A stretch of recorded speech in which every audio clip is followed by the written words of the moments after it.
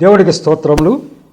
ప్రభు పేరిట ఈ కార్యక్రమం వీక్షిస్తున్న ప్రియ దేవుని జనాంగమా, మీ అందరికీ నాకు హృదయపూర్వక శుభవందనాలు తెలియపరచుకుంటున్నా. ఈరోజు 163వ ఎపిసోడ్కి వచ్చాం. సబ్జెక్ట్ సృష్టికర్త. ఇది ప్రవచన్ టీవీ, గుడివాడ, మచిలీపట్నం. అయితే ఈ యొక్క పండిత రమాబాయి గారి చరిత్ర చివరి దాకా వచ్చేసాం. ఆ చరిత్రలో ఆమె ధీరోదాత్తంగా ఆమె యొక్క మనస్సాక్షి ప్రకారం యేసు ప్రభువును అంగీకరించటం, అలాగే ఆమె ఒక స్త్రీ అయి ఉండి కూడా భారతదేశంలో ఇంత పెద్దగా స్త్రీలకు ఉద్ధరణ గురించి ప్రయత్నం చేయటం, మరి దానికి ఆమెకి అనేక మంది సహకరించటం, దాని ద్వారా మరి తర్వాత తరాల్లో స్త్రీలకు కొంత విముక్తి అనేది వచ్చింది. స్త్రీ విద్య అనేది ఎట్లా వచ్చింది అవన్నీ మనం చర్చించడం జరిగింది. ఇక చివరికి వచ్చిన తర్వాత ఆమె అయితే వాళ్ళ అమ్మాయి మనోరమ అక్కడ బాగా చదువుకుంది. ఆ తర్వాత వచ్చిన తర్వాత ఆమె కూడా ఈమె ఎట్లా అయితే స్థాపించిందో అట్లా గుల్బర్గాలో ఒక 70 మందితో స్త్రీలకి ఒక విద్య కొరకు ఆ స్కూల్ పాఠశాల ఏర్పాటు చేసి 70 మందికి విద్య అందించింది. ఆమె కూడా పెళ్లి చేసుకోలేక ఆమె 40 సంవత్సరాలు వయసు వచ్చేదాకా కూడా పెళ్లి చేసుకోవాలా, ఈ ప్రజాసేవలో ఉంటానని వాళ్ళ తల్లితో చెప్పేయటం జరిగింది. అలా చేసిన తర్వాత ఈమె జీవించి ఉండగానే ఆమె కూడా చనిపోయింది. ఇక పండిత రమాబాయి గారి జీవితంలో ఎన్ని చావులు చూసిందో చూడండి. ఆ భర్త చనిపోవటంతో 5 చచ్చిపోయినట్లు లెక్క.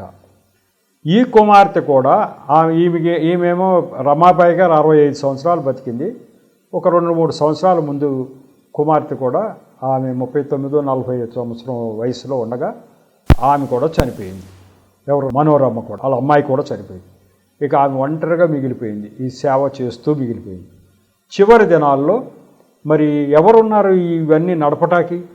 ఈ 100 ఎకరాల్లో ముక్తి ఆశ్రమం నడపాలి, మరి శారదా సదనం నడపాలి, మరి ఇవన్నీ నడపాలంటే ఎవరున్నారు? మరి ఆ చివరి దశలో దేవుడు ఆమెను ఎట్లా దర్శించాడు? నిజంగా కూడా దేవుడు ఆత్మచేత నింపబడి ఆమె చేసింది తప్ప ఒక స్త్రీగా ఇంత పెద్ద పరిచర్య చేయలేదు. ఆమె క్రైస్తవ సభలు పెట్టినప్పుడు పరిశుద్ధాత్మ అగ్ని దిగి వచ్చేదట. కొన్ని 100,000 మందికి బాప్తిజం ఇచ్చింది ఆమె. మరి 5,000 మంది పట్టేటువంటి ఒక పెద్ద చర్చి లాంటి దాన్ని ఆ 100 ఎకరాల స్థలం దాంట్లో నిర్మించింది. ఆమె అంత పరిచర్య చేసింది. ఆమె చివరి దశలో దేవుడు ఆమెతో ఏం మాట్లాడారు? మరి ఈ లోకంలో మనం చూస్తున్నట్టుగా ఆమెకి పెద్దగా ఇక్కడ ఏమి సుఖం దొరికినట్టు ఏమీ లేదు. ఏమైనా దొరికిందా? అందరూ చచ్చిపోవటమే కదా. మరి అయితే దేవుడు ఈమెకి రావాల్సిందంతా కూడా పరలోకంలో ఇస్తాడు. పరలోకంలో ఇక్కడ మనం ఎంత కోల్పోతామో, ఇతరుల గురించి ఎంత అయితే దేవుడు ఇచ్చిన ప్రేరణ మేరకు ఆమె పనిచేసి అంతా కోల్పోయిందో మొత్తం అంతా పరలోకంలో ఇస్తాడు. పరలోక గడియలు వచ్చినప్పుడు ఏం రాసిందో విన్నాం. దేవుడు ముందుగానే చెప్పాడు, అమ్మాయి నువ్వు చేసిన పని అంత చక్కగా చేసావు, ఇక నీ ఇల్లు చక్కబెట్టుకో, నువ్వు బాధ్యతలన్నీ ఎవరికోళ్ళకి అప్పచెప్పి నువ్వు నా దగ్గరికి వచ్చేవలసి ఉంటావు అని చెప్పి దేవదూత వచ్చి చెప్పింది. వేరే మార్గాల్లో ఉన్న వాళ్ళకి ఇట్లా దేవదూతలు వచ్చి చెప్పడం జరుగుతుందా? దేవదూతలు మాట్లాడతారా? అట్లాగే వేరే మార్గాల్లో ఉన్న వాళ్ళు ఇట్లా దర్శనాలు చూపించి దేవుడు మాట్లాడతాడా? ఎక్కడన్నా జరుగుతుందా? జరగదు. ఇక్కడే జరుగుతుంది. అంటే ఉన్నది ఆయన అమ్మాయి మరి ఆయుష్ ఇంకా పొడిగించవచ్చుగా అంటారేమో. లేదు, దేవుడు ఎంత ఆయుష్ నిర్ధారించి ఉంచాడో మొట్టమొదటిగానే అంతే ఆయుష్ ఉంటుంది. ఎక్కడన్నా ఎక్సెప్షనల్గా 1-2 పొడిగిస్తే ఆయన పొడిగిస్తాడు, కానీ ఆయుష్ ఎవరికి ఎంత రాసి పెట్టుంటే అంతే.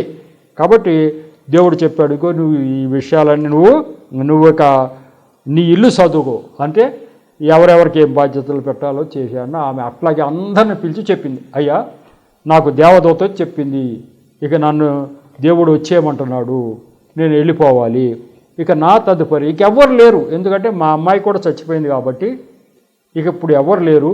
హేస్టి అని నాకు చేదోడు వాదోడుగా ఈ సంస్థలో ఉన్నటువంటి హేస్టి అనే సిస్టర్కి పూర్తి బాధ్యత, అన్నిటి మీద అధికారం ఇక ఆమెకే ఇస్తున్నా. ఆమె చెప్పినట్టుగా చేయండి, ఆమెకి సహకరించండి, ఆమె నడిపించేటట్టు నడవండి అని చెప్పి దేవుడి దగ్గరికి 1923లో వెళ్ళిపోయింది. 65వ సంవత్సరంలో ఈమె కన్ను మూయడం జరిగింది. ఇంతటితో ఈ పండిత రమాబాయి గారి చరిత్ర అయిపోయింది. కానీ ఇప్పుడు నానా విధమైనటువంటి జ్ఞానం మీకు ఇవ్వాలి. ఇక దాంట్లో వస్తున్నా, భారతదేశంలో ఈ యొక్క క్రైస్తవ మిషనరీలు పడుతున్నటువంటి పాట్లు, ఏం పాటలు అవన్నీ? అందరూ ఏమనుకుంటారంటే వీళ్ళంతా యేసుప్రభు మతంలో మారుస్తున్నారు అనుకుంటారు. కాదు, క్రైస్తవ మిషనరీలు చేసే పని ఏంటి అంటే ఇతరులకి అన్యాయం జరగకూడదు, పొరుగువారి క్షేమం కలగాలి అనే వచ్చారు ఈ మిషనరీలంతా. ఈ భారతదేశంకి వచ్చినటువంటి మిషనరీలంతా ఎందుకు వచ్చారంటే పొరుగువారు పాడైపోతుంటే చూడలేక దేవుడు వాళ్ళ ఆత్మ రగిల్చి పంపించడం జరిగింది. ఇక్కడ మరి మన దేశంలో వాళ్ళు ఉన్నారు కదండి, మరి మన దేశంలో కూడా రాజా రామ్మోహన్ రాయ్ ఉన్నాడు కదా. అంటే ఇక్కడ జరిగిన విషయం ఏంటి అంటే వాళ్ళ దాకా వచ్చేంతవరకు కూడా వాళ్ళు కూడా పెద్దగా ఏది పట్టించుకోలేదు. దేవుడు వాళ్ళలో మంట రగిల్చి చేయటం అనేది ఇక్కడ ఎవరికి జరగల. విలియం కేరీ గారికి దేవుడు మంట రగిల్చి నువ్వు వెళ్ళిపోయి భారతదేశంలో మరి నువ్వు ఈ యొక్క నిజమైన దేవుడు ఎవరో తెలియపరచు, అలా ఎక్కడ జరుగుతుంటే అన్యాయాలు అరికట్టమని దేవుడు ఆయనలో మంట రగిల్చాడు. ఆయన పెద్ద స్తోమత కలిగిన వాడు కాదు, మరి పెద్ద విద్యావేత్త కూడా కాదు. అయినప్పటికీ ఆయన దేవుడు ఏర్పరచుకోవటం చేత మరి కొంత ఫండ్స్ అన్నీ అక్కడ వాళ్ళంతా పోగు చేసి ఇవ్వటం చేత ఆయన భారతదేశం వచ్చాడు. భారతదేశానికి వచ్చి ఏమన్నా సుఖపడ్డాడా విలియం కేరీ గారు అంటే ఏమీ లేదు. ఆయన ఎన్ని కోల్పోయి, ఆయన పిల్లలు చచ్చిపోయారు, భార్య పిచ్చిదైపోయింది, ఇట్లా ఎన్నో కష్టాలు. ఈ వాతావరణం ఎందుకంటే వాళ్ళు ఇంగ్లాండ్ చలి ప్రదేశం, అక్కడి నుంచి ఒక్కసారి వేడి ప్రదేశంలోకి వచ్చారేమో వాతావరణం సరిపడక పిల్లలు చచ్చిపోవటం ఇట్లాంటివన్నీ జరిగింది. ఈయన తెల్లవారు లేచిన దగ్గర నుంచి ఈ యొక్క ఇతరుల కోసం పాటుపడుతూ ఉండటం చేత కానీ ఎట్లన్నా కానీ మరి ఆ భార్యకి ఇంట్లో ఆమెకి మనస్థిమితం తగ్గిపోయి ఆమె పిచ్చిదైపోయింది. అక్కడ ఇన్ని అయినా కూడా దేవుడు చెప్పిన పని ఆయన చేశారు. ఇది ఎప్పుడు జరిగింది, ఏం జరిగింది అనేదే మీకు చెప్తున్నా. ఈ రాజా రామ్మోహన్ రాయ్ గారు మనం ఏమనుకుంటామంటే ఆయనే ఇక్కడ హిందూ మతంలో ఉన్నటువంటి ఈ దురాచారాన్ని, ఈ భర్త చచ్చిపోతే భార్యను కూడా కాల్చేయటం అనేది తప్పు అని చేశాడని మనం అందరం అనుకుంటూ ఉంటాం. కానీ అంతకంటే ముందు జరిగిన విషయం ఏంటంటే విలియం కేరీ గారు భారతదేశంలో 1793లో అడుగుపెట్టాడు. ఈయన భారతదేశంలో రాజా రామ్మోహన్ రాయ్ గారు అప్పుడు పుట్టాడు. కానీ ఆయన జీవితంలో ఆయన బ్రాహ్మణ కుటుంబం, బాగా ఉన్నత కుటుంబం వాళ్ళది, అంటే బాగా ఆస్తిపరులు. ఎవరిది? రాజా రామ్మోహన్ రాయ్ది. ఈ బ్రాహ్మణ పండితులు వాళ్ళు ఎంతసేపు రామాయణ భారతాలు చదువుకుంటా కూర్చుంటారు. వాళ్ళకి ఏదో ఆస్తులు ఉంటాయి కాబట్టి అవన్నీ దాని మీద రాబడి ఉంటుంది కాబట్టి వీళ్ళు ఏం చేయాల్సిన పని లేదు ఆ గ్రంథాలు. ఈయన 39 సంవత్సరాలు వచ్చేంతవరకు కూడా మరి ఇట్లా ఆయన పనులు ఏటా 600 మందిని భర్తతో పాటు భార్యలను తగలేసేస్తున్నారు. అయినా ఏమో మన ఆచారం అట్లా వెళ్ళిపోతుంది అనుకుంటున్నారు. కానీ వాళ్ళ ఇంట్లో జరిగింది ఏంటంటే రాజా రామ్మోహన్ రాయ్ గారి ఇంట్లో వాళ్ళ అన్నయ్య గారు చనిపోయారు. చనిపోతే వాళ్ళ వదిన గారిని ఆయనతో పాటు కాల్ చేయడానికి ప్రయత్నాలు జరుగుతాయి. ఆ వదిన గారు తల్లిలాగా చూసేవాడు. అసలు ఆ వదిన గారి దగ్గరికి వెళ్ళి అడిగాడట, అమ్మా మరి నువ్వు చచ్చిపోవద్దు, ఆయనతో పాటు కాలిపోవద్దు అంటే ఆమె ఏమందంటే నాకు కూడా చచ్చిపోవాలని లేదు, కానీ ఈ యొక్క భారతదేశంలో భర్తతో పాటు నేను కాల్చేయటానికి ఇష్టపడకపోతే నన్ను చీ అని రోజు మరి మనం అంతగా తిట్లు కదా, ఎదవరాళ్ళ మొహం చూడకూడదు, అట్ట చేయకూడదు, ఈ బాధ నేను పడలేనయ్యా, తగలేసేని ఏమని నా జీవితాన్ని అంటది. అప్పుడు అనుకుంటాడు, ఇదిగో ఇట్లా నా వదిన గారిలాగా ఎంతోమంది ఇట్లా తగలేడిపోతున్నారు, దీన్ని అరికట్టడానికి నేను మరి అరికట్టడానికి ఏమైనా ప్రయత్నం చేశాడట. చేసిన ఆమె చెప్పింది ఇది, నువ్వు ఎంత అరికట్ట ప్రయత్నం చేసినాయా నేను బ్రతకలేను, ఈ సమాజం ఊరుకోదు, వీళ్ళు నన్ను చావకపోతే ఇదిగో భర్తతో పాటు చావలేదు, అరిష్టం, ఈ కుటుంబానికి నాశనం అని చెప్పి నన్ను తిట్టిపోతారు అని చెప్పి కళ్ళ నీళ్ళు పెట్టుకుని ఇక నేను చచ్చిపోతానయ్యా, ప్రజల యొక్క తిరస్కారం నేను భరించలేను అంటుంది. అప్పుడు ఆయన ఖాళీ. అంతకు ముందే విలియం కేరీ గారు నాయన ఆ బెంగాల్ రాష్ట్రంలో అడుగుపెట్టాడు. ఇప్పుడు ఇది జరిగింది ఎప్పుడు? 1811లో వీళ్ళ వదిన గారిని కాల్చేసింది. ఇంతకంటే ముందు మరి 18 సంవత్సరాల ముందు విలియం కేరీ గారు వచ్చారు. విలియం కేరీ గారు వచ్చిన కొద్ది కాలం తర్వాత ఆయన కళ్ళారా ఒక సతీ సహగమనం చూశారు. అది చూసి చెలించిపోయి గవర్నర్ జనరల్ దగ్గరికి వెళ్ళారు. అయ్యా, ఇట్లా కాల్ చేస్తున్నారు బతికుండగానే మనుషుల్ని అని చెప్పి ఆయన గవర్నర్ జనరల్ గారి దగ్గరికి వెళ్ళి పెద్ద వినతి పత్రాలు సమర్పించారు. వాళ్ళేమంటారు, అయ్యా ఈ దేశ ఆచారాల్లో మనం ఎందుకు జోక్యం చేసుకోవాలి, మన పరిపాలకులు మాత్రమే. ఒకవేళ జోక్యం చేసుకుంటే మళ్ళీ వాళ్ళ ఏమైనా తిరుగుబాట్లు వస్తాయి మనకెందుకు అన్నారు వాళ్ళు. అట్లాంటి పరిస్థితుల్లో ఈయన వాళ్ళ వదిన గారు ఎప్పుడైతే చచ్చిపోయిందో, కాల్ చేశారో, అప్పుడు విలియం కేరీ గారితో ఇచ్చేసారు. అప్పటి వరకు విలియం కేరీ గారు ఒక్కడే పోరాడుతున్నారు. ఇక్కడ ఉన్న వాళ్ళు ఎవరైనా నాకు సహాయం చేయండి అయ్యా, నేను గవర్నర్ జనరల్ దగ్గరికి వెళ్ళి అర్జీలు పెట్టి అయ్యా ఇది అన్యాయం, ఇది ఆపాలని చెప్పుకుంటే, ఏదయ్యా భారతదేశం వాళ్ళు ఏమో ఎవడో రాడు, నువ్వొచ్చి అడుగుతున్నావు, ఇదిగో వీళ్ళు క్రిస్టియన్ మిషనరీలు వచ్చి అటు చేస్తున్నారు ఇటు చేస్తారు మతం మార్చేస్తున్నారు వీళ్ళతో పడలేము అని చెప్పి ఆయన మాటలు వాళ్ళు సరిగ్గా పట్టించుకోవట్లేదు. ఎప్పుడైతే రాజా రామ్మోహన్ రాయ్ విలియం కేరీ గారి దగ్గరికి వచ్చారు, వచ్చి అయ్యా నేను సపోర్ట్గా నిలుస్తాను, మీరు ఇప్పుడు వరకు ప్రయత్నం చేస్తున్నారు, ఆ ప్రయత్నాల్లో నేను ఇంకా నాతో పాటు కేశవ చంద్రసేన అని ఒక ఆయన మేమందరం ఉన్నాం, మేమంతా వచ్చేసి ఆయన దగ్గరికి వెళ్దామని.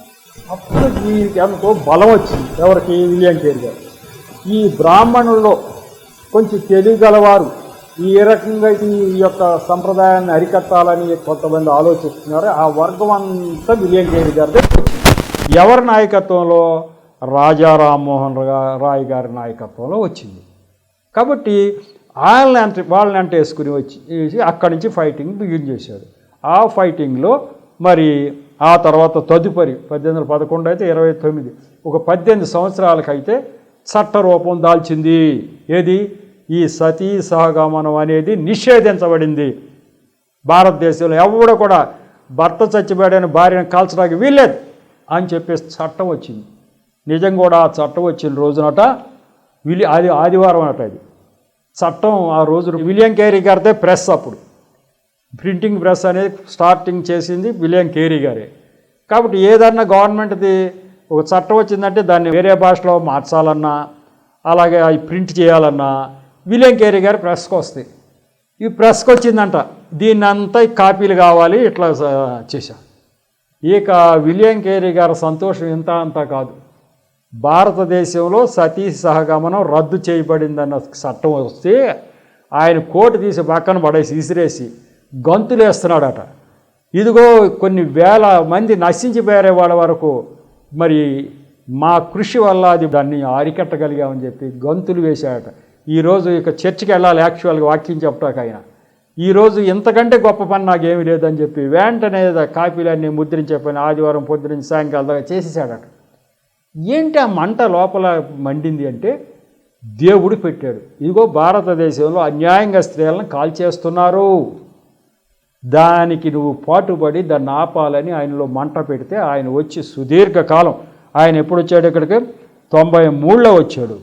34 40 సంవత్సరాలు ఈ గడ్డ మీద ఎన్నో పాటలు పడి ఈ యొక్క చట్టాలన్నింటినీ తీసుకురావటానికి చాలా కృషి చేశాడు విలియం కేరీ గారు. అయితే ఈ మిషనరీలు ఇక్కడ రాజా రామ్మోహన్ రాయ్ అన్న ఆయన ఎప్పుడు ఆయనకి మంట వచ్చింది? వాళ్ళ వదిన గారిని ఆయన కళ్ళ ముందే కాల్ చేసినప్పుడు ఆయన ఇంట్లోకి వచ్చినప్పుడు ఆ ఇబ్బంది. అందాక మరి అందరిని కాల్ చేయటం ఆయన చూడలేదా? సంవత్సరానికి 600 మందిని కాల్ చేస్తున్నారు కదా. ఈయన ఎంత చదువుకున్నాడు, డబ్బున్న కుటుంబం కదా, ఇంట్లో రామాయణ భారతాలు చదువుకుంటూ పోతున్నాడు. కానీ ఈ అన్యాయం ఏంటి, ఇలా కాల్ చేస్తామేంటి అని ఏమో అనుకోలేదు ఎప్పుడు దాకా. వాళ్ళ ఇంట్లో జరిగిన తర్వాత అప్పుడు ఆయనకి చీమ కుట్టినట్టు అనిపించింది. అప్పుడు విలియం కేరీ గారి దగ్గరికి వెళ్ళాడు. కానీ విలియం కేరీ గారికి ఏమి జరిగిందని, ఏమి ఒరిగిందని, మరి ఈ చట్టం వచ్చేదాకా ఆయన నిద్రపోకుండా కృషి చేశాడు. ఎందుకు చేశాడు? ఆయన ఇంట్లో ఏమైనా నష్టం జరిగిందా? కాదుగా. ఎందుకు చేశాడంటే దేవుడు ఆత్మచేత ఆయన చేశాడని మనం గ్రహించవలసి వస్తూ ఉంది. ఈ కేశవ చంద్రసేన్ అని ఈయనకి రాజా రామ్మోహన్ రాయ్కి బాగా సన్నిహితంగా ఉండే ఆయన రాశాడు. ఆయన ఏం రాశాడంటే, ఈ యొక్క మిషనరీలు ఉన్నారే వీళ్ళు ఖచ్చితంగా దేవుడి ఆత్మచేత నింపబడిన వారే అని చూస్తున్నారు. వాళ్ళ స్వలాభం కోసం వాళ్ళకు ఉన్నదంతా పాడు చేసేసుకుంటున్నారు. మిషనరీలు అంతే, వాళ్ళకు ఉన్నదంతా పాడు చేసేసుకుంటున్నారు. అయినప్పటికీ ఇతరుల కోసమే పాటుపడుతున్నారు. ఇట్లా ఇతరుల కోసం పాటుపడటం అనేది చూస్తూ ఉంటే వాళ్ళు మనుషులైనా దేవుడు ఆత్మ వాళ్ళ మీద నిలిచి ఉంటుందని నేను గమనించాను అని కేశవచంద్ర, ఎవరు ఈ యొక్క బ్రహ్మ సమాజ స్థాపకుల్లో ఒకడైనటువంటి కేశవ చంద్రసేన్ రాశాడు. అంటే దేవుడు ఎవరో తెలుసు, దేవుడు ఆత్మ ఎవరి మీద నిలుస్తుందో తెలుసు, కానీ ఆ దేవుడి వైపు రాకోకుండా వేరే ఏదో బ్రహ్మ సమాజాన్ని పెట్టుకుని తప్పించుకుని వెళ్ళిన వాళ్ళు. కాబట్టి నష్టపోయిన వాళ్ళకి అన్నీ తెలుసు. రాసింది మీకు చెప్తా, ఆయనకి అన్నీ తెలుసు. సృష్టికర్త అయిన దేవుడు బైబిల్ గ్రంథంలో దేవుడే. ఈ మిషనరీల యొక్క ఈ పరిచర్య వెనక ఉన్నది దేవుడి యొక్క ఆత్మే అని తెలుసు. అయినప్పటికీ క్రైస్తవం వైపు రాకూడదని చెప్పి బ్రహ్మ సమాజం అని ఒకటి స్థాపించి దాంట్లో ఇరుక్కుపోయారు. నష్టం ఎవరికి జరుగుతుంది అంటే వాళ్ళకే. నువ్వు ఏ సమాజంలోకి వెళ్ళు, అసలు దేవుడిని వైపుకు రానంత కాలం కూడా నువ్వు ఆయన ఇచ్చినటువంటి ఆ చెల్లింది క్రయధనాన్ని నువ్వు తీసుకోవటానికి నువ్వు ఇష్టపడనంతకాలం కూడా మరి నీకు పాప విమోచన దొరకదు, నువ్వు నరకానికే వెళతావు. ఇప్పుడు ఈయన చెప్పినటువంటి మాటలు చూస్తే అంటే వీళ్ళకి దేవుడు అసలు దేవుడు ఈయన అని తెలిసింది. బ్రహ్మ సమాజం వాళ్ళకి అసలు దేవుడు బైబిల్ గ్రంథంలో దేవుడే అని తెలిసి క్రైస్తవ్యం వైపు వెళ్ళకోకుండా మనుషులు ఒక బ్రహ్మ సమాజం అని పెంచి మన మతంలో ఉన్న తప్పులన్నిటినీ సరిచేస్తున్నాము అని చెప్పి ప్రకటించారు. అది బ్రహ్మ సమాజం.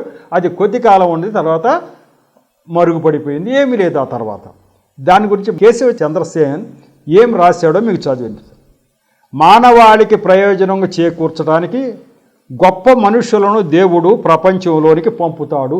ఇది దేవుడు గొప్ప మనుషులు పంపుతాడు. ఇప్పుడు మన ఊరు వచ్చినటువంటి, మన భారతదేశం వచ్చినటువంటి విలియం కేరీ గారు కానీ అంతకుముందు వచ్చిన వాళ్ళందరినీ ఎవరు పంపించారు అంటున్నాడు ఈయన, దేవుడే పంపిస్తున్నాడు. వారు ఆయన యొక్క అపొస్తలులు మరియు మిషనరీలు.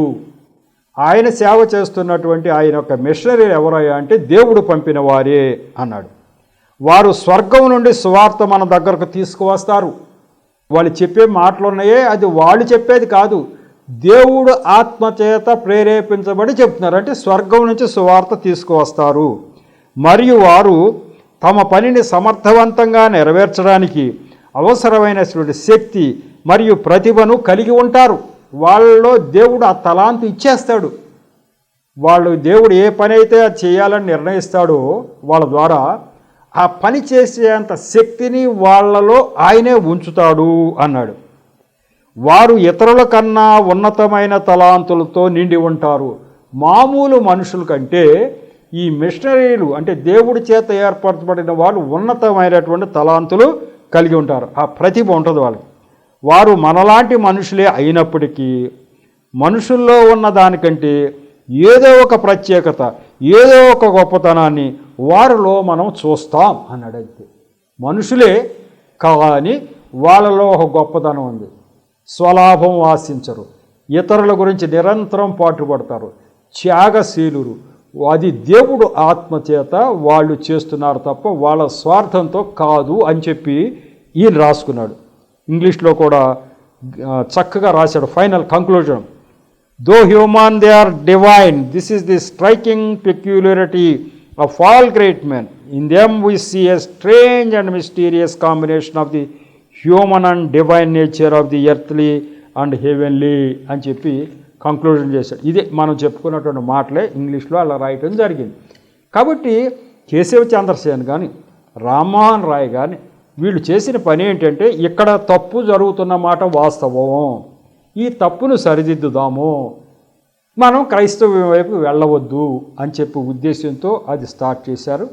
కానీ మరి విలియం కేరీ గారు మిషనరీలు వచ్చినటువంటి ఉద్దేశం ఏంటంటే, మనుషులు కాదు దేవుడు పంపించాడు. వాళ్ళు దేవుడు పంపించి ఈ పని అయ్యేదాకా నిద్రపోకుండా వాళ్ళని శ్రమ పెట్టడం జరిగింది. అలాగే విలియం కేరీ గారు వచ్చినటువంటి కొద్ది రోజుల్లో ఈ సతీ సహగమనం దగ్గర ఆయన వెళ్ళాడట. వెళ్ళి ఆపటానికి ఎంతో ప్రయత్నం చేశాడు. ఎంతో ప్రయత్నం చేస్తే ఆ రోజు ఆ ప్రయత్నంలో ఎవ్వరు కూడా సహకరించలేదు, ఎవరు ఒప్పుకోలే. ఆ విషయాలు ఆయన రాశాడు. ఎట్లా వాళ్ళు బాధలు పెడుతున్నారు. 1799లో అంటే 98 సంవత్సరాలు ఆయన వచ్చిన తర్వాత 91లో వచ్చాడు. 99లో అట్లా విలియం కేరీ గారు కళ్ళారా ఒక సతీ సహగమనాన్ని చూచాడు. ఆయన ఎంత ఆయన వారించినా కూడా వాళ్ళు వినలేదట. ఆ రోజు ఆయన చూసింది కళ్ళకు కట్టినట్టు రాశాడు. ఒక గుర్రం మీద ఆ స్త్రీని, అంటే చనిపోయిన భర్త ఉంటాడే, ఆ స్త్రీని ఒక గుర్రం మీద ఊరేగించి తీసుకొస్తారట.